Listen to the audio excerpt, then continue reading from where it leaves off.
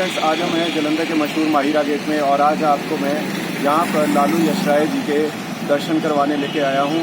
और ये बहुत ही मशहूर मंदिर है और मल्होत्रा ख़ानदान, खन्ना ख़ानदान, सेठ ख़ानदान, कपूर ख़ानदान का ये कुल देवता का मंदिर है। और आइए मेरे साथ दर्शन करें।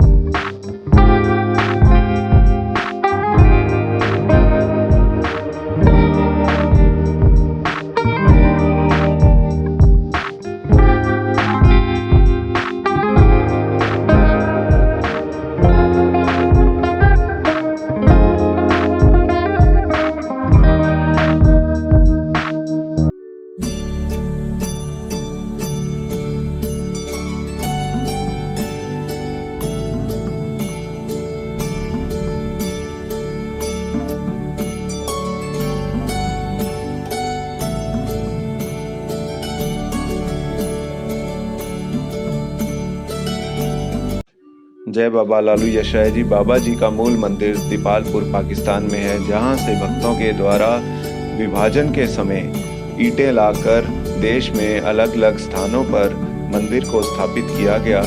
इसे मूल मंदिर का ही प्रतीक मानकर बाबा जी की पूजा अर्चना की जाती है। यहाँ पर बाबा जी के साथ साथ में कुल देवी माता हिंगलाज भी स्थापित है।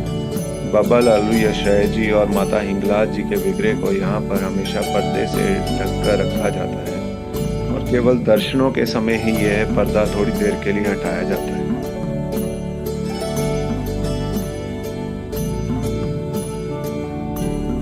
एक राजा था श्रीचंद्र, उसकी 3 रानियां थी। तीनों के संतान न होने के कारण ना राजा थोड़े दुखी रहते थे। उन्होंने अपने राज्य में एक पुरोहित रखा हुआ था जो उनके घर पे आकर के रोज ही हवन पूजा पाठ करवाते थे। उनका नाम था चंद्रमुनि। चंद्रमुनि रोज हवन करवाया करते थे, पूजा पाठ करवाते थे। लेकिन राजा के मन में कहीं न कहीं एक दुख झलकता था उसके चेहरे से। तो राजा ने एक बार हवन करवाया। हवन करवा करके चंद्रमुनि को दान दक्षिणा दी। दान दक्षिणा देने के बाद जैसे ही चंद्रमुनि चलने लगे तो उन्होंने राजा के मुख को देख करके पूछ बैठे कि आप दुखी क्यों हो? आपके मन में, आपके चेहरे में कहीं न कहीं उदासी झलक रही है, कारण क्या है आप बताएं। तो उन्होंने कहा कि मेरे कोई संतान नहीं है, संतान ना होने के कारण मैं दुखी रहता हूँ। बाबा जी के इस मन में मंतव्य को समझ करके चंद्रमुनि चले गए पहाड़ पर जाकर के माँ भगवती की आराधना करने लगे। 11 साल बैठ करके माँ भगवती को उन्होंने तपस्या की, आराधना की। आकाशवाणी हुई कि हे मुनि, आपके मन में क्या चल रहा है? आप कुछ मांगना चाहते हैं तो आप मुझसे मांग सकते हैं। तब चंद्रमुनि के मंतव्य को समझ करके चंद्रमुनि ने कहा कि मैं अपने लिए नहीं, अपने राजा के लिए संतान की इच्छा चाहता हूँ, आप उसे संतान दें। माँ भगवती ने कहा कि इसके 1 जन्म नहीं 7 जन्म तक पुत्र का योग नहीं है। फिर से आकाशवाणी शांत हो जाती है और फिर वहीं बैठ करके उन्होंने 11 साल तप किया। 11 साल बाद पुनः फिर आकाशवाणी हुई कि राजा, हे चंद्रमुनि, आप क्या मांगते हो? आपके मन में क्या इच्छा है, क्या चाहते हो? तो माँ भगवती के इस वक्तव्य को सुन करके चंद्रमुनि ने कहा कि मुझे पुराने वाला जो आपका वचन है वो फिर से याद दिलाना पड़ेगा। माँ, मेरे मन में तो आप खुद ही बैठी हुई हो, आप सब कुछ जानते हो। मैं राजा के लिए ही संतान की इच्छा से आपकी तपस्या कर रहा हूँ। आप मेरे राजा को संतान दे, यही मेरी इच्छा है। माँ भगवती की वाणी राजा के ऐसे, मुनि के ऐसे वचन सुनकर के माँ भगवती ने कहा कि ऐसा संभव तो नहीं है लेकिन मैं तुम्हें 2 छोटे छोटे बच्चे देती हूँ, इनको ले जाकर के राजा को आप समर्पित कर दें और इनसे इनका राज्य चलना शुरू हो जाएगा। ऐसा जब उन्होंने सुना तो माँ भगवती की कृपा से देखते देखते 2 छोटे बच्चे पैदा हुए। एक का नाम था लालवीर और एक का नाम था कालावीर। लालवीर और कालावीर जब दोनों ही साथ चल दिए चंद्रमुनि के साथ, तो चंद्रमुनि के पीछे पीछे चलते चलते माँ के आशीर्वाद से वो दोनों बच्चे पहुंचे किस दिन थे? सावन की कृष्ण पक्ष दशमी तिथि को।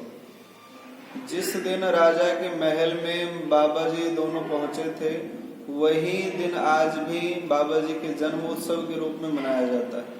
आज भी हर साल मनाया जाता है। बड़ी धूमधाम से उनका स्वागत सत्कार हुआ। लेकिन माँ भगवती ने एक बात और कही थी कि इनका कोई अपमान ना करे। अगर किसी ने अपमान किया, अगर किसी ने इनका निरादर किया, तो ये फिर से मेरे पास पुनः वापस आ जाएंगे। ऐसा सोच करके कोई इनका अपमान न करता। लेकिन टाइम बीतता चला गया। एक बार बच्चे खेल रहे थे गेंद से, बॉल से खेलते खेलते पूजा का उस दिन माँ भगवती की पूजा का दिन था। उनकी गेंद जाकर के गिर पड़ी पूजा की थालियों में, सारा सामान बिखर गया। माताओं ने डांटना शुरू किया। पंजाबी से कहते हैं ना, बेड़ा गर्द हो, मीन्स जमीन फट जाए और उसमें समाहित हो जाना। 3 बार किया, तीसरी बार वो जमीन फटी और कालावीर पहले समा गए पूरे के पूरे, क्योंकि वो आलने में खेल रहे थे। पुराने जमाने में आलने बनते थे, उसी आलने में वो दोनों बैठे हुए थे और उसी आलने में वो आलना फट गया। कालावीर पहले समा गए, फिर इसके बाद लालवीर समा गए और उनकी चोटी दिख रही थी। चोटी होती है, चोटी दिख रही थी। चोटी जाकर के किसने पकड़ी? जो पुरोहित लेकर के आए थे, उन पुरोहित ने वो चोटी पकड़ी और उनसे क्षमा याचना मांगी कि महाराज आप क्षमा करें। तब बाबा जी ने कहा कि देखो, माँ भगवती की रहने की इतनी ही इच्छा थी, आज दिन तक ही हम लोग आपके पास रहे। ये माँ भगवती की अनुकंपा है, ये उन्हीं की लीला है। उनकी लीला मात्र से ही हम आपके पास आज तक रहे हैं। अब उनकी कृपा से हम लोग जा रहे हैं। आप ऐसा करें कि आज के बाद खन्ना मल्होत्रा सेठ कपूर वंश में जितने भी बच्चे होंगे, आपके हाथ में हमारी चोटी आ गई है। आज के बाद जो कोई भी अपने बच्चों की चोटी संस्कार करवाएगा, यहाँ पर सबसे प्रथम संस्कार होता है मुंडन। सबसे पहला संस्कार मुंडन होता है, उसके बाद दूसरा संस्कार होता है चोटी। जो यहाँ पर बैठ करके माँ भगवती की ये बाबा जी के आशीर्वाद थे, माँ भगवती के चरणों में बैठ करके और हमारे दरबार में बैठ करके जो बच्चों का चोटी संस्कार करवाएगा, उनके घर पर उनके अंग संग में बना रहूंगा, ये बाबा जी का हुक्म था। तब से प्रथा आज दिन तक चली आ रही है। जयकारा बाबा लालू यशराज दरबार की। हर साल माघ के महीने में बाबा लालू यशराज जी का मेला पूरी श्रद्धा और उत्साह के साथ मनाया जाता है। इस मेले में खन्ना बिरादरी, मल्होत्रा बिरादरी, कपूर बिरादरी, सेठ बिरादरी तथा और भी श्रद्धालु बाबा जी के मंदिर आकर अपनी मनोकामनाओं की पूर्ति के लिए माथा टेकते हैं। इस अवसर पर बिरादरी के 5, 7, 9, 11, 13 और 15 साल के बच्चों का मुंडन और जनेऊ संस्कार और चोटी संस्कार किया जाता है।